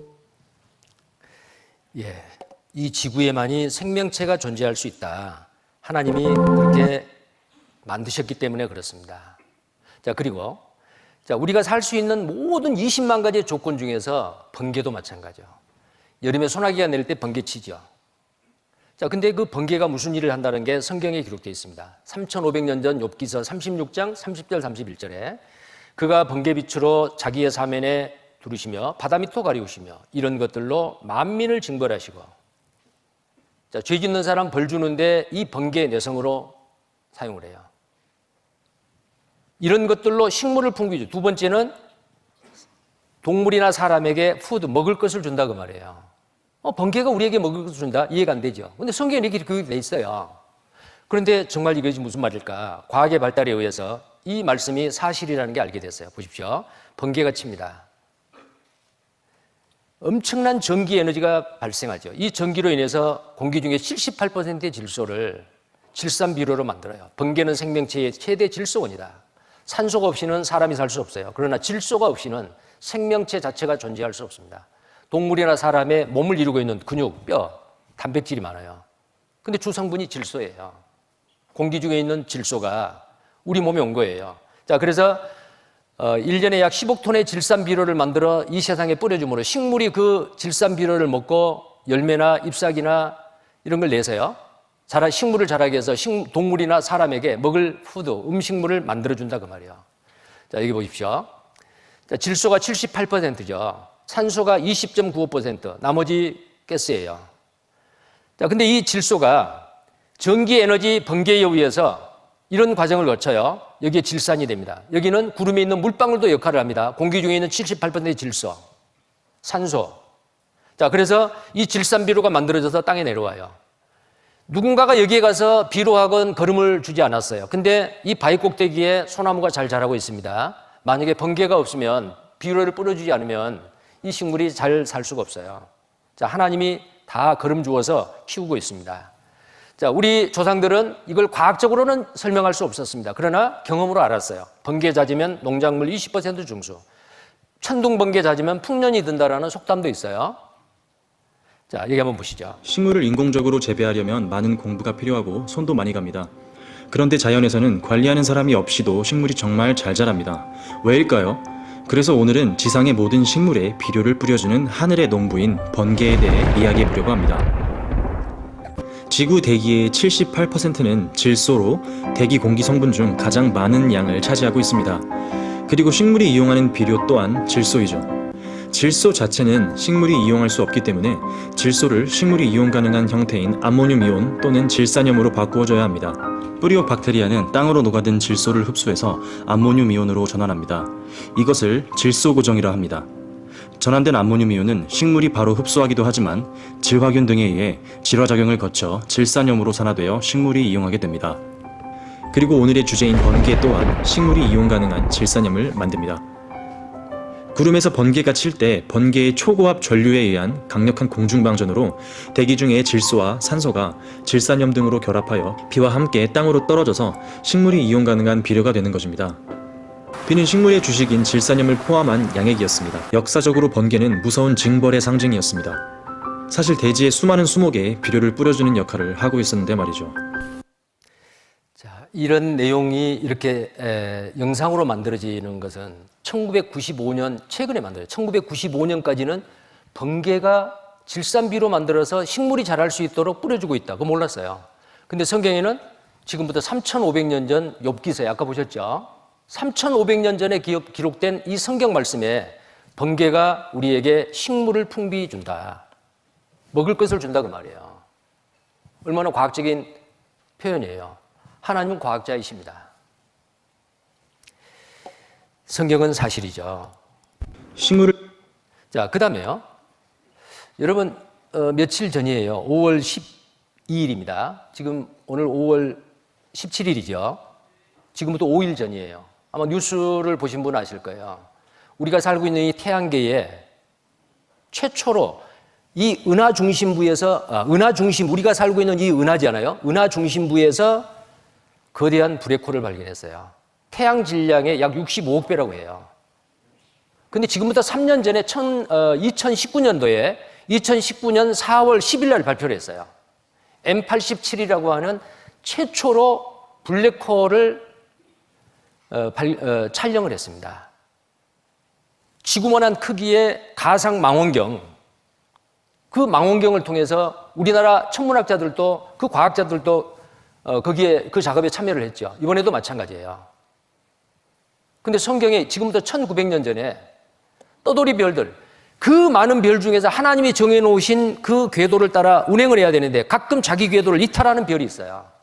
그 이탈하는 별이 돌아다니다가 마구 이 코스모스, 질서 정연한 이 우주에 불량화가 돼가지고 뒤죽박죽 부딪히면 어떻겠어요? 이 지구에서 하나님의 백성, 천국 백성이 다 준비되기 전에 지구에 만약에 오게 된다면 어떻게 됐어요? 큰일 나죠. 그래서 그 떠돌이 별, 유리하는 별을 처리하는 공간을 하나님께서 만들어 놓으셨어요. 그래서 유다서에 보면은 이런 말씀이 있습니다. 요한계시록 바로 앞에 유다서 1장 13절에 영원히 예비된 캄캄한 흑암에 돌아갈 유리하는 별들이라. 캄캄한 흑암입니다. 블랙홀이요. 궤도를 이탈하는 별을 처리하는 공간이란 말이에요. 별이 만약에 그 주변에 오면 빨려 들어가 버려요. 그러면 그 별의 생명은 그것으로 끝나요. 빛까지도 빨려 들어가요. 엄청난 흡입력이 너무너무 거대해요. 자, 이것을 성경에서는 지옥 갈 사람을 이렇게 표현을 해요. 지옥은 어떤 곳이요? 빛이 없어요. 캄캄한 흑암한 곳이 지옥이에요. 영원히 살면서 고통만 받아요. 떠돌이 별, 유리하는 별들의 그 운명을 하나님을 떠난 그 인간의 운명으로 비유를 하고 있습니다. 자, 우리 인생 중에서도 떠돌이 인생이 있어요. 하나님이 정해놓으신 길, 나는 길이요 진리요 생명이라 라고 요한복음 14장 6절에 말씀했는데 우리는 이 땅에 와서 그 길을 찾아야 돼요. 어떻게 해요? 진리를 깨달아서 그 길을, 천국 가는 길을 알아내야 돼요. 알 수 있도록 하나님이, 이게 내비게이션이요. 천국 갈 수 있는 내비게이션. 근데 사람들은 관심 없죠. 그런데 사람들은요, 나는 싫어요. 하나님이 정해놓으신 길로 천국 가기 싫어요. 내 멋대로 살래요. 그래서 하나님을 등지고 자기 멋대로 사는 그 인생, 그게 떠돌이 인생이고 방황하는 인생이고 유리하는 인생이에요. 별도 그런 운명에 처해질 별이 있다 그 말이에요. 자, 그러면은 분명히 떠돌이 별은 있습니다. 유리하는 별이 있어요. 그러면 그 떠돌이 별이 어디 가느냐? 캄캄한 흑암으로 돌아가요. 그러면은 성경에 흑암으로 돌아간다 그랬으니까 흑암이 있어야 할 거 아닙니까? 1900년 전에 삼국시대 초기예요. 그때 기록된 이 유다서에 떠돌이 별이 빨려 들어가 버리는 캄캄한 흑암이 있다. 성경이 말하고 있습니다. 블랙홀 실제로 존재한다. 허블 우주망원경 통해서 증거를 포착했다. 이 블랙홀은 은하계 중심에서 가스나 별을 빨아들여 버려요. 유리하는 별 다 빨려 들어갑니다. 블랙홀 증거 잡았다. 블랙홀로 빨려 들어가는 비운의 별. 이 비운의 별이 뭐냐? 슬픈 별이에요. 그것으로 끝나버려요. 그 별의 운명은. 떠돌이 별, 유리하는 별입니다. 자, 이것을 관측하는 데 성공을 했어요. 항성 묻는 블랙홀, 별을 잡아먹어요. 최초 관측이 됐습니다. 자, 근데 방금 제가 말했죠. 2019, 지금부터 3년 전에 4월 10일 날 발표를 했고, 바로 5일 전에 5월 12일 날 발표를 했어요. 1900년 전에 성경에 기록된 내용이 불과 며칠 전에 성경이 사실이라는 게 뉴스에 나온 거예요. 전 세계 과학자들이 힘을 합쳐서 우리 은하의 한 가운데 있는 거대한 블랙홀의 모습을 촬영하는 데 성공했습니다. 우리가 살고 있는 태양계는 은하 중심에서 26,000광년 떨어져 있습니다. 은하 한가운데는 뭐가 있을까? 과학자들은 우리 은하 한가운데 엄청나게 거대한 블랙홀이 있다고 믿습니다. 하지만 그 블랙홀을 실제로 본 사람은 아무도 없었습니다. 과학자들은 그 블랙홀을 촬영하기로 했습니다. 전 세계 고성능 전파 망원경들을 연결해 지구만한 크기의 전파 망원경을 만들었습니다. 그렇게 촬영한 블랙홀, 바로 이 사진입니다. 마치 도넛처럼 생긴 고리 모양은 사실 블랙홀 그 자체는 아닙니다. 블랙홀은 빛까지 빨아들이기 때문에 관측이 불가능합니다. 우리가 보는 건 블랙홀에 물질이 빨려 들어갈 때 방출하는 격렬한 에너지입니다. 지구에서 보는 블랙홀은 달 표면에 있는 작은 도넛 크기와 비슷합니다. 그만큼 어려운 작업입니다. 과학자들은 3년 전에도 5,500만 광년이나 떨어진 다른 은하에 있는 블랙홀 촬영에 성공한 적이 있습니다. 크기는 우리 은하의 블랙홀보다 1,500배나 더 큰데도 생김새가 똑같다는 건 아인슈타인 이론이 옳았다는 뜻이기도 합니다. 자, 성경은 사실입니다. 3,500년 전, 1,900년 전에 기록된 이 성경에 기록된 그 문자 그대로 과학의 발달로 인해서 그 비밀의 베일이 한 겹 한 겹 양파 껍질 벗겨지듯이 벗겨져 가고 있습니다. 성경은 종교 경전이 아니에요. 성경은 하나님이 보시는 인류의 역사예요. 창조에 대한 사실을 성경에 정확하게 기록해 놓으셨고 하나님이 창조주라는 사실을 성경이 입증하고 전 세계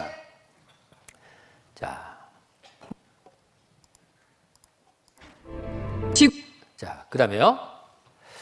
자, 여기에 천지창조 첫째, 둘째, 셋째 날. 자, 이때의 셋째 날에 생명체가 지구에 탄생했습니다. 식물을 종류대로 그 다음에 다섯째 날에 물고기와 새를 만들었다 그랬죠. 여섯째 날에 각종 동물과 마지막 최고의 걸작품인 사람을 만들었다 그랬죠. 셋째 날부터 지구의 생명체를 하나님이 창조하셨어요. 자, 이 부분에 대해서 한번 보시죠. 지구에서 사람이 사는 데는 식물이 필요합니다. 그 다음에 동물이 필요하죠. 식물이 있어야 동물도 살고 사람도 살아요. 동물이 있어야 사람도 살아요. 그러니까 사람에게는 식물도 필요하고 동물도 필요합니다. 자, 필요한 것을 먼저 만들었어요. 제일 나중에 사람을 만들었습니다. 그럼 하나님은 왜 만들었을까? 사람은 하나님을 위해서 만들었습니다. 하나님은 사랑의 하나님이에요. 사랑은 사랑할 수 있는 대상이 있어야 돼요. 근데 그 인격이 같아야 돼요. 그래서 하나님이 자기 형상대로 이 육체 속에 하나님의 형상인 영을 넣어주신 거예요. 왜? 하나님이 사랑하려고. 근데 그 사랑하는 그 사람이 지옥 가는 걸 하나님이 원하겠어요? 하나님은 모든 사람이 구원을 받으며 진리를 아는 데 이르기를 원한다. 한 사람도 지옥 가기를 원하지 않아요. 근데 왜 지옥 가느냐? 사람이 스스로 지옥으로 걸어가는 거예요.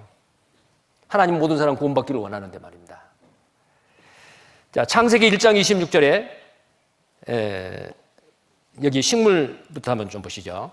창세기 1장 11절 12절에 셋째 날에 묻이 드러나라 모임물을 받아라. 자, 그때에 식물이 먼저 나왔어요. 종류대로 식물을 만들었습니다. 이 지구상에 약 30만 종의 종류의 식물이 있어요. 각기 살아가는 그 방법이 달라요. 꽃잎, 나뭇잎 다 다르죠. 자, 여기에 보면은 잎이 나는 그 모양도 다 종류대로 다 달라요. 특징이 다 있어요. 어긋나기, 돌려나기, 뭉쳐나기, 마주나기, 뿌리나기. 자, 이렇게 이 잎사귀가 나오는 그 모양이라든지 꽃이 피는 시기라든지 그게 다 다르죠. 종류대로 만든 겁니다. 이렇게. 자, 꽃이 피는 시기가 다 다르죠. 봄이 되면은 매화가 피고 개나리가 먼저 피죠. 그 다음에 벚꽃이 피죠. 그 다음에 진달래가 피죠. 자, 각 계절마다 그 꽃들이 어떻게 알고, 아, 내가 피어야 될 계절이야. 그 장치를 누가 그 속에다 넣어놨느냐, 그 말이에요. 저절로가 아닙니다. 겨울철에 피는 꽃, 가을철에 피는 꽃, 다 다르죠. 자, 여름, 가을, 겨울. 계절별로 먹는 제철 과일이 다 달라요. 왜? 필요하기 때문에. 예를 들어서 여름에 가장 많이 나는 그 과일이 수박이잖아요. 땀을 많이 흘리기 때문에 수분을 많이 섭취해야 돼요. 수박을 만드신 하나님의 목적이 있어요. 사람을 위해서요. 식물과 동물은 사람을 위해서입니다. 사과나 배는 저장을 오랫동안 해서 과일이 나지 않은 겨울철에도 먹을 수 있도록 저장할 수 있는 그 과일을 하나님이 만들어 놓으셨어요. 우리를 위함입니다. 자, 꽃의 이파리도 마찬가지죠. 꽃은 다 아름답지 않아요. 꽃을 보고 화내는 사람 있어요? 아, 내는 꽃 보니까 기분 나빠. 그런 사람 있어요? 자, 꽃은 다 아름답습니다. 근데 그 꽃의 모양이 다 달라요. 한 잎사귀 꽃, 두 잎사귀 꽃잎이 2개인 거, 3개인 거, 5개인 거, 6개는 없어요. 8개인 거, 13개인 거, 21개, 34개. 그 다음은 몇 개일까요? 59개요. 아, 55개. 그 다음에는요? 89개. 규칙이 있습니다. 이 지구상에는 어떤 꽃이 딱 떼보면 이 숫자에 다 들어가요, 꽃잎이. 여러분, 국화 하나 딱 떼가지고 한번 해보세요. 국화가 꽃잎알이 많죠? 들국화도 마찬가지고요. 이 숫자에 들어갑니다. 이것을 바로 피보나치 수열이라고 하는데 이탈리아 수학자가 이 꽃잎파리를 각 종류별로 세봤어요. 이렇게 돼 있는 거예요. 자, 앞에 있는 1 더하기 1 하니까 2가 됐어요. 1 더하기 2 하니까 3이 됐어요. 2 더하기 3 하니까 5가 됐죠. 3 더하기 5 하니까 8이 됐죠. 8 더하기 13 하니까 21이 됐죠. 앞에 있는 그 수열의 숫자, 뒤에 있는 숫자를 더하면은 그보다 더 큰 숫자가 나와요. 이게 바로 피보나치 수열입니다. 하나님은 그냥 마구 만드는 게 아니에요. 어떤 질서 있게. 하나님은 예술가이고 수학자, 예술가이기 때문에 하나님이 만들어 놓으신 그 우주 만물은 아름답습니다. 보면은 실증나지 않습니다. 불편하지 않아요. 편안해요. 자, 여러분, 파란 색깔 하늘을 쳐다보면 어때요? 눈이 편안합니다. 그린 색깔, 녹색을 보면 어때요? 편안해요. 자, 그래서 제가 이 화면에 띄울 때에 성경 말씀 녹색에다가 하얀 글자를 써놨습니다. 좀 편안하라고. 하나님이 해놓으신 거 좀 모방을 했어요. 자, 여기 한번 보세요. 근데 이 꽃잎이 피보나치 수열에 되어 있고 또 하나는 중요한 것은 뒤에 있는 큰 숫자, 앞에 있는 작은 숫자. 뒤에 있는 큰 숫자 나누기 앞에 있는 작은 숫자를 나누면 1.618이 돼요. 이게 뭐냐면 황금 비율이요. 황금 비율이요. 이건 정말 놀라운 겁니다. 우리 머리에 여기하고 여기서부터 여기까지 여기 길이 머리 길이 나누면은 1.618이에요. 황금 비율이 됩니다. 팔도 마찬가지죠. 여기 이도 마찬가지죠. 귀에 그 나사노의 귓바퀴도 마찬가지죠. 모두 다 황금 비율로 되어 있습니다. 여러분이 가지고 휴대폰도 마찬가지, 라이터도 마찬가지, 화투장도 마찬가지. 왜냐하면 그렇게 그 비율로 만들어야만이 안정감이 있어요. 이런 비율을 누가 만들었어요? 하나님 만드셨다니까요. 자, 한번 보셔요. 꽃잎수를 세어보라. 꽃잎이 한 장, 두 장, 석 장짜리는 있어도 넉 장짜리 꽃잎은 드물다. 5장 꽃잎 다음엔 8장짜리 꽃잎이 많다. 이 숫자들은 우연일까?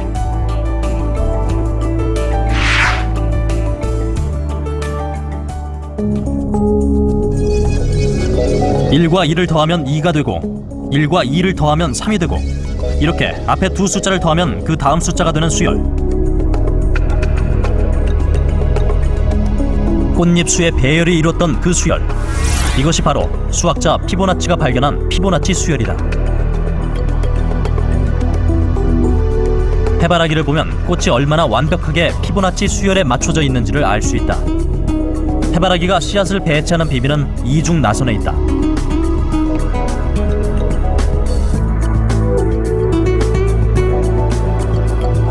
오른쪽으로도 왼쪽으로도 일정한 나선을 그리게끔 배치되는 씨앗의 구조는 해바라기가 스스로 고안해낸 최적의 수학적 해법이었다. 나선의 개수를 꼼꼼히 세어보자.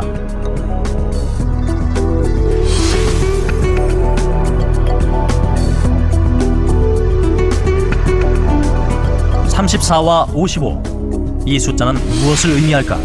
놀랍게도 피보나치 수열에 인접한 항의 두 숫자다. 모든 해바라기의 이중 나선의 수는 이렇게 피보나치 수열에 인접한 두 수와 대부분 일치한다.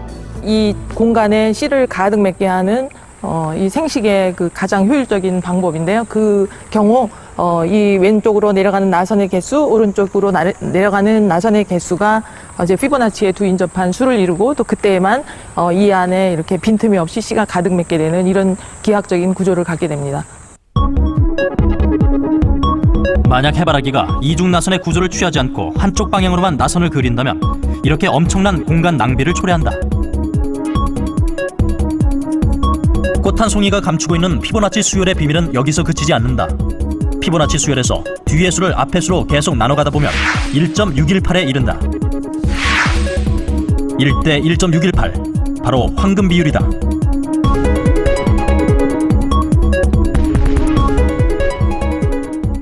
자, 하나님은 위대한 수학자라는 거예요.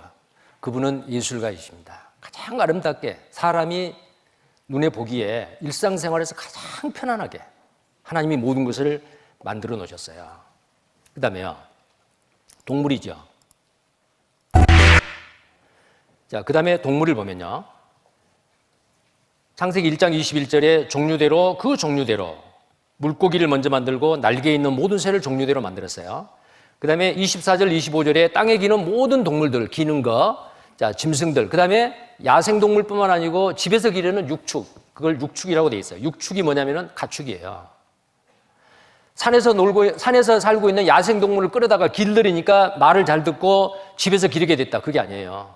하나님은 사람을 따르고 사람과 같이 살 수 있는 가축을 종류대로 만드신 겁니다. 목적에 의해서 하나님이 만드신 거죠. 자, 이 지구상에 있는 동물의 종류가 지금 멸종된 동물 말고요, 지금 있는 동물이 약 100만 종류가 된대요. 욥기 12장 7절에 이제 모든 짐승에게 물어봐라. 그것들이 내게 가르치리라. 공중의 새에게 물어보라. 그것들이 또한 내게 구하리라. 저절로 된 게 아니단 말이에요. 하나님이 그렇게 만드신 겁니다. 저절로 됐다면 무질서예요. 자, 여기 제비가 있네요. 이 제비의 부화 그 기간은 얼마일까요? 제비가 알을 낳습니다. 알을 품었습니다. 며칠 만에 제비 새끼가 알에서 깨어날까요? 14일이에요. 자, 닭이 알을 품은 지 21일 만에 깨어나요. 오리는 35일 만에요. 35일입니다. 미안합니다. 28일이에요. 그 다음에 이 곤이 백조 있죠. 백조는 35일이에요. 자, 그러면은 문제를 내겠습니다. 타조는 며칠 만에 부화할까요? 예? 며칠요? 42일 만에. 무슨 규칙이 있잖아요? 7의 배수죠. 어디서 소리 나요? 7의 배수지요. 7은 하나님의 숫자예요. 그러면 사람의 임신 기간은 얼마예요? 그것도 7의 배수예요. 280일입니다. 7, 4, 28이죠. 40주예요. 40주. 정말 놀라운 겁니다. 그게 만약에 저절로 우연이 됐다면 그런 질서가 없어요. 하나님은 생명의 주인이십니다. 자, 그래서 7의 배수예요. 동물과 사람의 임신 주기입니다. 병아리는 21일, 토끼는 28일, 고양이는 56일. 전부 다 7의 배수예요. 7, 8, 56. 그 다음에 개는 63일. 97, 63이죠. 사자는 98일, 14주예요. 7 곱하기예요. 양은 147일, 21주. 사람은 280일, 40주예요. 자, 이런 임신 기간을 누가 정했느냐 그 말이에요. 사람이 정한 게 아니에요. 짐승 스스로가 정한 거 아니에요. 하나님이 그렇게 해놓으셨어요. 사람과 동물의 염색체 사이. 자, 이 염색체가 다 달라요. 사람의 염색체는 46개예요. 한 개가 더 많아도 적어도 정신박약가 나와요. 터너 증후군, 다운 증후군이 나와요. 염색체가 46개가 돼야 돼요. 그게 정상인 사람이에요. 자, 보십시오. 동물마다 다 다르죠. 이건 뭐냐면 설계도가 다르다고 말이에요. 하나님이 그 설계를 하신 거예요. 포유류, 태어나자마자 엄마의 젖을 먹고 자라는 모든 포유류 동물들은요, 일생 동안 심장이 뛰는 박동수가 약 15억 번이에요. 한 15억 번 정도 뛰면 죽어요. 근데 큰 동물은 느리게 뛰어요. 쥐와 같은 작은 동물은 빨리 뛰어요. 15억 번 빨리 뛰고 빨리 죽어요. 자, 이것을 누가 정해놨느냐 그 말이에요. 봅시다. 주어진 삶을 무사히 마칠 수 있다면 노예 심장은 평생 몇 번이나 뛸까요? 학자들에 따르면 약 15억 번 정도 뛴다고 합니다. 그런데 놀라운 사실은 이 15억 번의 심장 박동수가 모든 포유류에 적용된다는 것입니다. 코끼리도 사자도, 이곳에서 가장 작은 포유류의 하나인 몽구스도 예외가 없습니다. 심장 박동수와 동물의 크기 사이에는 법칙이 숨어 있습니다. 코끼리의 체중은 4,000kg, 심장은 1분에 30번 뜁니다.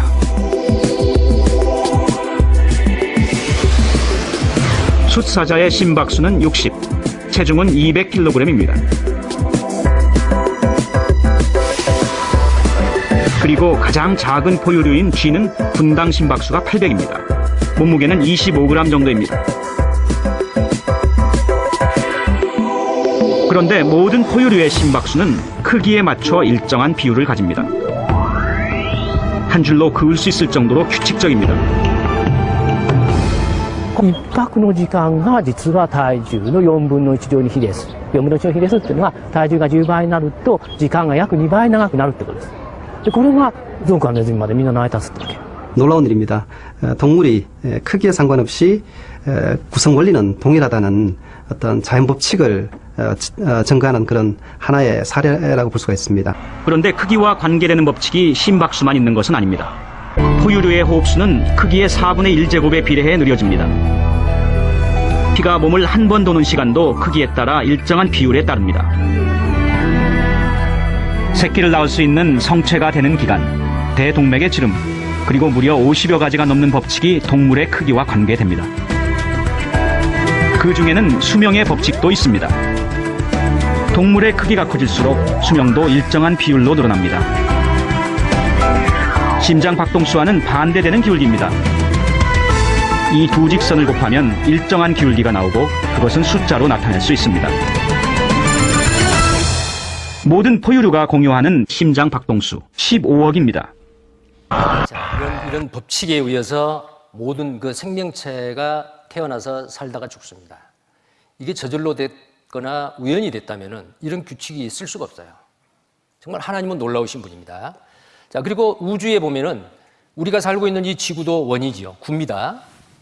구예요. 태양도 둥그렇게 생겼죠. 달도 그렇죠. 이 우주에 있는 모든 행성과 위성과 모든 항성들이 원으로 되어 있습니다. 자, 우리 몸에도 원으로 되어 있는 게 있죠. 이 눈 있죠. 원으로 되어 있잖아요. 우리 주변에도 그런 게 많아요. 근데 이 원이 작거나 크거나 전부 다 닮은 꼴이에요. 자, 왜 제가 이 말씀을 드리냐면요. 여러분 초등학교 4학년 때인가 5학년 때 파이를 배웠을 거예요. 파이가 뭐냐면은 원의 둘레, 원주지요. 원주 나누기 지름하면은 3.14.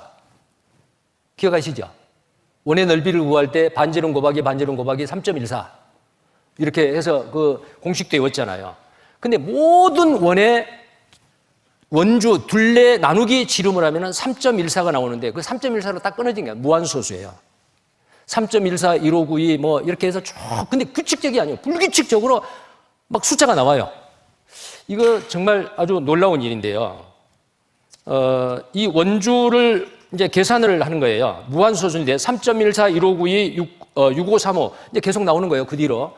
그래서 이게 정말 무한소수일까? 어디에서 끝나지 않을까? 딱 떨어지지 않을까? 컴퓨터로 계산을 했어요. 지금 기네스북에 오르는 게 2019년도에요.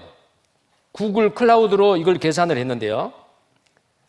그 소수점 이하의 3.14부터 계속 이어지는 게 몇 자리까지 냈느냐면은 31.4조짜리까지 냈습니다. 혹시 기네스북에 오르고 싶은 사람은 한번 도전 한번 해보시기 바랍니다. 누가 이걸 깨기 위해서 또 누군가가 도전하겠죠. 근데 놀라운 사실입니다. 하나님이 이렇게 우주를 원으로 만들었다 그랬죠. 근데 원주 나누기 지름 파이 3.14 쭉 나가는데 거기에다가 1을 도, 2를 레, 3을 미, 도, 레, 미, 파, 솔, 라, 시, 도 있잖아요. 8음계.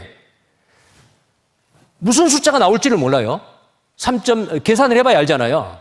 그런데 그 소수점 이하의 그 숫자에다가 8음계를 다 붙여서 음정을 만듭니다. 박자는 이제 그 작곡하는 거에 따라 다르겠죠. 근데 그래가지고 그 음정에 따라서 음악을 작곡을 했어요. 작곡한 게 아니죠. 그냥 그 숫자대로 음의 높낮이를 한 거예요. 근데 피아노를 쳐보니까 너무너무 놀라운 사실을 발견한 겁니다. 시끄러운 소리가 아니에요. 잡음이 아니에요. 아름다운 음악이 나온 거예요. 봅시다. 자, 보십시오. 다 원이죠. 우주의 모든 행성과 항성과 위성 이 모든 것이 원이에요. 자, 이거 한번 보시기 바랍니다.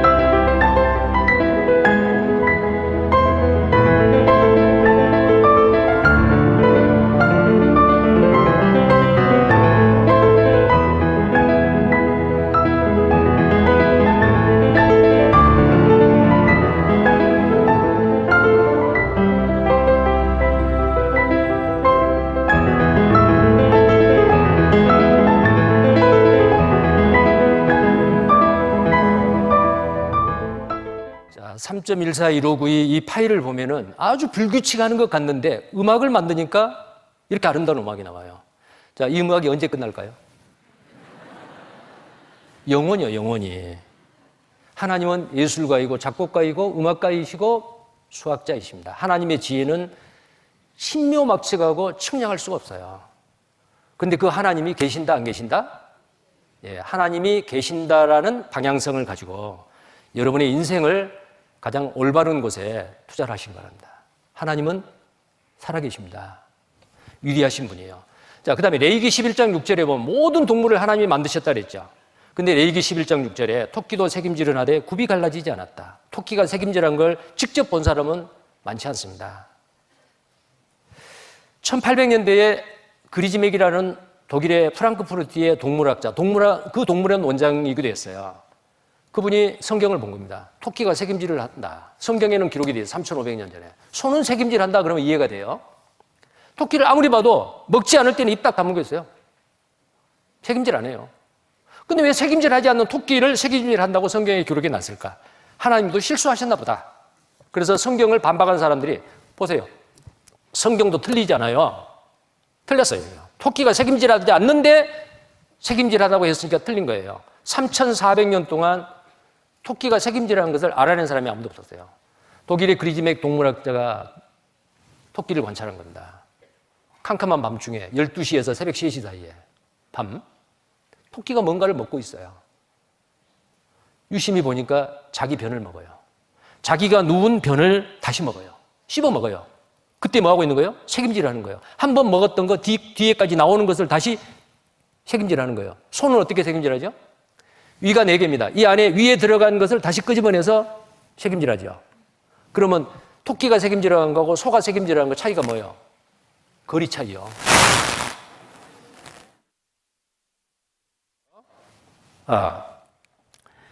자, 토끼가 책임질을 하는데요. 위가 1개뿐이 안 돼요. 첫 번 누운 변을 식변이라고 합니다. 두 번째 누운 변은 여러분 많이 봤을 거예요. 환약같이 생겼죠. 까맣게. 자, 굴토끼나 산토끼나 집토끼나 다 똑같습니다. 자, 이게 동물 백과사전, 그리즈맥이 쓴 백과사전, 그리즈맥 박사가 집필한 동물 백과사전에 토끼가 책임질한다라고 기록을 했어요. 보십시오. 토끼가 자신의 대변을 먹지 못하면 죽는다는 인터넷 제보. 정말 저렇게 귀여운 토끼가 자신의 대변을 먹을까요? 귀여워. 우선 전문가에게 물어봤습니다. 토끼는 자기의 변을 먹습니다. 또 먹습니다. 쉴 새 없이 씹고 있는 토끼. 야, 특이하다 그러면. 계속 이렇게 왔다 돈 얘기 먹는 거야? 드디어 식사 끝. 를 보여주는 것 같아요. 그렇다면 토끼는 왜 자신의 대변을 먹을까요? 전문가에게 다시 물어보았습니다. 1차 소화는 다 빠져나가니까 토끼는 음식을 먹게 되면 소화기관을 거쳐 항문까지 나오게 됩니다. 이 변을 식변이라고 하는데 이 식변 속에는 영양분이 풍부하기 때문에 이 영양분을 섭취하기 위해서 변을 먹게 됩니다. 그렇다면 만약 토끼가 변을 먹지 못하면 어떻게 될까요? 변 속에 모든 영양분이 들어있기 때문에요. 이걸 먹지 못하게 되면 결국 영양 부족으로 해서 죽게 됩니다. 토끼가 책임질합니다. 토끼는 책임질하는 반추동물이다라는 걸 알아냈어요. 성경보다 늦게 알게 된 사실이죠. BC 1500년, 지금부터 3500년 전에 하나님은 토끼가 책임질은 하되, 책임질한다로 기록해놨죠. 토끼를 만드신 분도 하나님이요. 저절로 된 게 아니죠. 만드신 창조주 하나님이 누구보다도 가장 잘 아시죠. 성경에 기록해 놓으신 거예요. 성경은 사실입니다. 자, 사람이 만드는 것은 창조가 없다 그랬죠. 모방이죠. 새의 날개에 그 양력을 이용해서 만드는 게 비행기 날개예요. 자, 여러분 비행기 타보신 분 보셨죠? 비행기 날개 위쪽이 이렇게 올라가 있어요. 유선형으로 이렇게 내려갑니다. 공기가 양력에 의해, 공기가 흐를 때에 양력에 의해서 그 무거운 비행기가 공중에 떠요. 무슨 엔진 힘으로 그렇게 떠는 게 아니에요. 앞으로 추진하는 것은 엔진에 의해서 이동을 하지만은 그때 엄청난 속도로 흐르고 있는 공기의 흐름에 의해서 그 무거운 물체가 양력에 의해서 뜨는 거예요. 어떤 새도 다 그렇게 만들어놨어요, 하나님이. 새가 나르는 것을 보고 사람은 꿈을 꿨습니다. 우리도 저 새같이 나를 수 없을까? 그게 실현한 게 바로 비행기예요. 1903년 미국의 라이트 형제, 그 형제가 최초로 만드는 더 프라이트라고 하는 비행기를 36초인가 40초 떴다가 떨어졌어요. 최초의 비행기죠.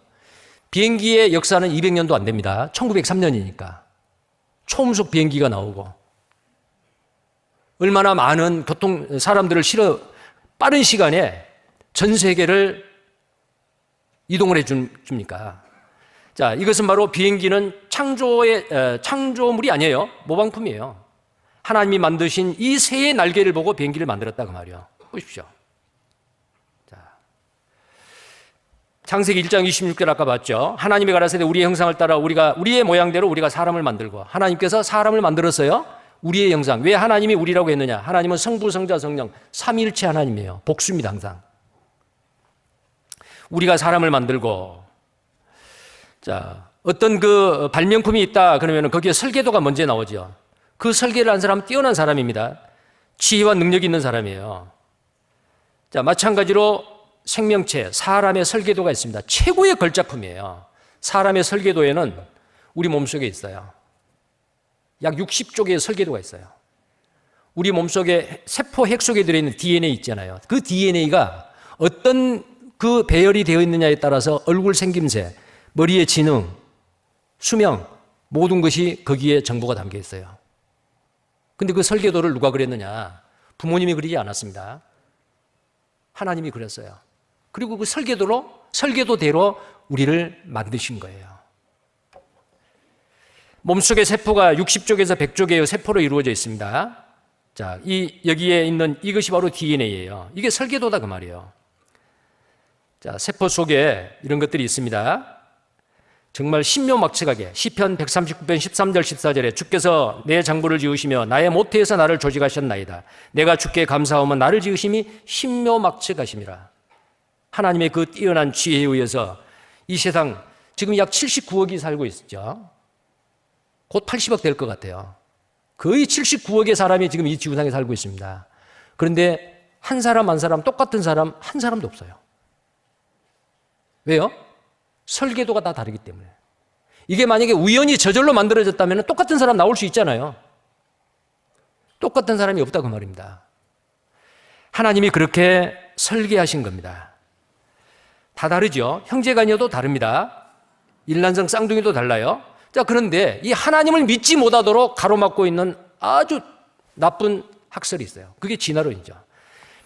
영국계 유대인이었던 찰스 다윈이라고 하는 사람, 진화론을 주장했습니다. 근데 진화론은 확률적 가능성이 있다라고 말했는데 수학적 정의로 10의 50승분의 1은 수학적으로 0입니다. 일어날 수가 없어요. 그런데 아무것도 없는 상태에서 DNA가 있는 세포 한 개가 만들어질 확률이 자연 상태에서 10의 16만 7,626승분의 1이에요. 상상이 안 되죠? 1 해가지고 0의 개수가 16만 7,620개란 말이에요. 그 중에서 한 개가 우연히 저절로 만들어질 확률인데 이것은 10의 50승분의 1도 어마어마해서 이건 일어날 수 없는 0인데 이 정도면은 이 진화론은 가설일 뿐이에요. 자, 확률적일 가능성이 있다는 10의 50승분의 1은 불가능합니다. 그런데 비행기 부품이 약 600만 개래요. 근데 이 비행기 부품을 전부 다 내려놨어요. 밖에다가. 그런데 태풍이 불었어요. 이 부품이 하늘로 올라갔어요.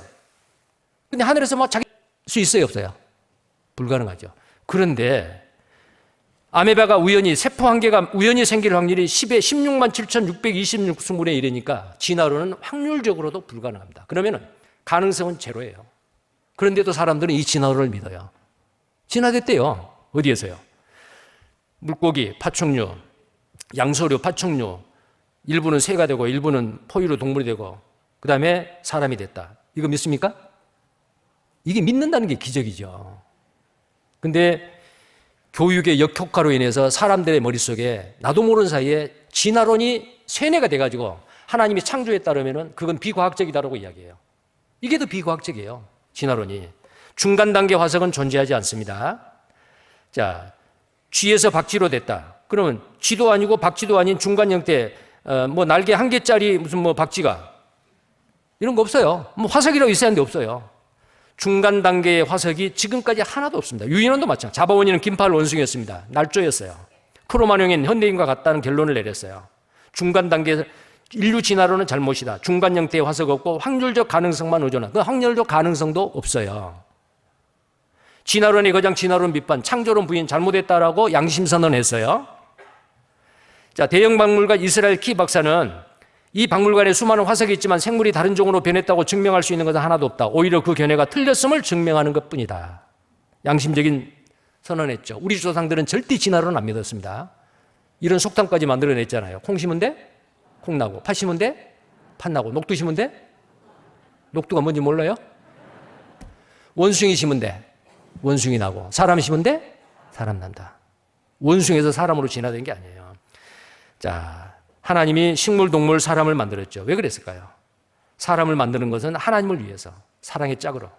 천사는 부리는 종으로 만들었지만 사람은 하나님이 사랑하시기 위해서. 자, 자기 형상대로 사랑하려고. 천국에서 영원히 사랑하며 살기 위해서. 하나님은 영원하신 분이죠. 영원히 살기 위해서 사랑의 짝으로 사람을 창조하셨습니다. 남자와 여자를 창조하셨어요. 그래서 호세아 2장 19절 20절에 이 세상에서 가장 밀접하고 가장 가까운 사랑의 관계가 누구예요? 부모 자식과 부부간이에요. 근데 부모 자식보다 부부간이 더 가까워요. 한 몸이요. 연합이에요. 자, 그래서 하나님께서 그 부부 관계의 밀접한 사랑의 관계를 빗대어서 하나님이 이렇게 말해요. 나는 너희에게 장가들리라. 이건 누구한테 하는 말이요? 이 세상 모든 사람에게. 내가 내게 장가들어 영원히 살되 의와 공변됨과 은총과 긍휼이 여김으로 내게 장가들며 진실함으로 내게 장가들리니 내가 여호와를 알리라. 우리에게 장가들겠다는 거예요. 장가들려고 하면 어떻게 해야 돼요? 영이 죽은 사람 장가들 수가 없어요. 영이 살아야 돼요. 죽어있는 영 살아야 돼요. 이게 바로 영원한 생명이에요. 자, 보십시오. 지금 79억의 사람이 삽니다. 과거로 거슬러 올라가면 인구가 점점 줄어들어요. 제일 위에 올라가면 한 남자와 한 여자, 남자와 여자, 아담, 이브입니다. 이 두 사람은 어디서 나왔어요? 하나님이 자기 형상대로 남자와 여자를 만들었다라고 돼 있죠? 자, 그 위에 진화론을 믿는 사람들은 원숭이에서 진화됐다, 그렇게 이야기를 해요. 그러면 원숭이한테 모든 짐승에게 물어보라 그랬죠? 물어봅니다. 네가 우리 조상이요? 그러면 나 아니요. 그럼 누가 만들었어요? 하나님이 만드신 거예요. 우리는 하나님의 사랑의 짝으로 하나님이 자기 형상으로 만들었습니다. 우리 속에 하나님의 형상인 그 존귀한 영이 있다 그 말이에요. 창세기 2장 7절입니다. 여호와 하나님이 흙으로 사람을 지으시고 육체는 흙이에요. 생기를 그 코에 불어넣으시니 사람이 생명이 된지라. 살아있는 영이 됐다 그 말이에요. 인체의 구성 성분은 18세기 말에서 19세기 초까지 분석을 해봤어요. 흙이요, 흙. 육체는. 인체를 구성하는 광물질을 화학적으로 분석해 본 결과 흙과 같은 물질이라는 게 알려졌어요. 알게 됐습니다. 천연 원소가 92개예요. 지금 원소 주기표에 보면 111개예요. 근데 천연 원소가 92개입니다. 자, 그 중에서 흙 속에 들어있는 원소가 86개예요. 86개 원소 중에서 흙 속에 들어있는 47가지 원소로 사람의 몸을 만들었어요. 사람의 몸을 이루고 있는 원소를 다 분류를 해보니까 47개예요. 근데 그 47개 원소가 어디 있느냐? 흙 속에 다 들어있어요. 우리 몸은 흙이다 그 말이에요. 과학적으로도 입증이 됐습니다. 창세기 2장 21절 22절에 여호와 하나님이 아담을 깊이 잠들게 하시니 잠들매 그가 갈빗대 하나를 취하고 살로 대신 채우시고 여호와 하나님이 아담에게 취하신 그 갈빗대로 여자를 만드시고 그를 아담에게 이끌어 오시니. 자, 이 부분은 넘어가겠습니다. 자, 그래서 하나님께서 남자와 여자를 자기 형상대로 만드셨다. 이게 사실입니다. 진리입니다. 그래서 우리는 원숭이에서 진화된 게 아니고 나의 부모님이 나를 만든 것도 아니에요. 낳아주신 분이지 나를 만드신 분은 하나님이세요. 자기를 낳아주신 부모를 경홀히 여기고 모르면은 불효자예요. 그런데 나를 낳아주신 부모를 공경하고 효도하지 않는 거 불효인데 나를 만들어주신 그보다 더 중요한 부모는 나를 버려도 여호와 하나님은 절대로 버리지 않습니다. 죽을 때까지 안 버려요. 끝까지 기다리고 영원한 생명을 내가 공짜로 주겠는데 좀 받으라. 죽을 때까지 기다려요. 천국에서 영원히 살기 위해서 하나님이 우리와 장가들려고. 하나님은 우리를 사랑하십니다.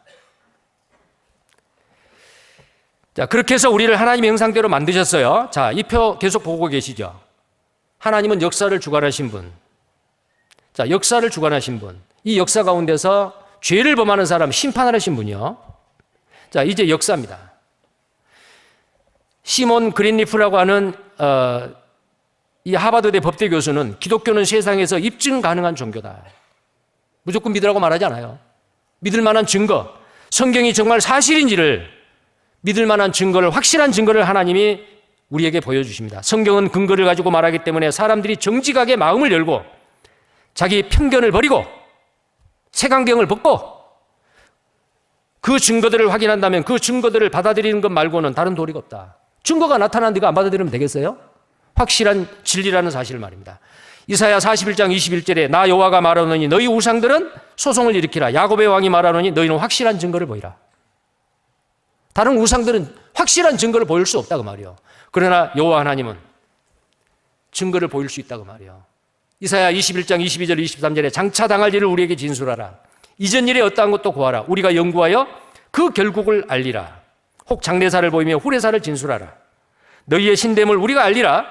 또 복을 내리든지 화를 내리라. 우리가 함께 보고 놀라리라. 자, 과거에 있었던 일 사실인지 아닌지 증거가 있으면은 확실하겠죠. 자, 그게 증언이에요. 미래에 이런 일이 있을 것이다 예언됐는데 그 예언이 성취되면은 성경이 믿을 수 있겠죠. 그래서 신명기 18장 21절 22절에 증언도 없고 성취함도 없으면 여호와의 말씀하신 것이 아니다. 두려워하지 말라. 근데 반대로 성경에 증언도 있고 증거도 있고 성취함도 있다면 하나님이 살아계시고 그 예언을 성취해 가신다 그 말이요. 자, 인류의 역사는 하나님이 보시는, 성경은 하나님이 보시는 인류의 역사입니다. 자, 지금부터 3,500년 전에 기록된 이 창세기 말씀에 에덴 동산에 대해서 말하고 있어요. 지금부터 3,500년 전에 에덴 동산이 시작했단 말이 아니에요. 최초의 성경이 3,500년 전에 기록된 그 창세기의 에덴 동산에 대한 내용이 나와요. 에덴 동산은 뭐예요? 기쁨이라는 뜻입니다.